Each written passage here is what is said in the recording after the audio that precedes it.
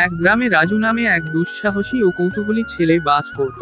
রাজু ছিল খুবই সাধারণ পরিবারের ছেলে। তার বাবা ছিলেন একজন কৃষক আর মা গৃহিণী। রাজু প্রতিদিন স্কুল শেষে মাঠে বা গ্রামের আশেপাশে ঘুরে বেড়াত।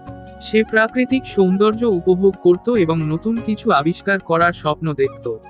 একদিন বিকেলে রাজু গ্রামের পাশে একটি পুরনো গাছের নিচে খেলা করতে যায়।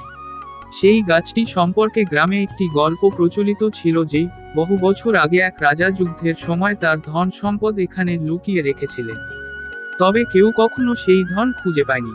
রাজু গল্পটি মনে করে মজার ছলেই গাছের চারপাশে মাটি খুঁড়তে শুরু করে। কিছুক্ষণ খোঁড়ার পর সে একটি শক্ত জিনিসে হাত লাগায়। রাজু দেখে মাটির নিচে একটি ধাতব বাক্স লুকানো আছে। সে উত্তেজিত হয়ে পুরো বাক্সটি মাটি থেকে বের করে। বাক্সটি ছিল অনেক পুরনো এবং তালাবদ্ধ।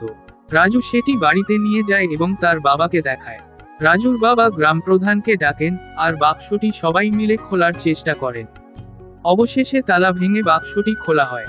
বাক্সের ভেতর সোনার মুদ্রা, গয়না এবং কিছু মূল্যবান পাথর পাওয়া যায়। গ্রাম প্রধান বলেন, এই ধন পুরো গ্রামের সম্পদ।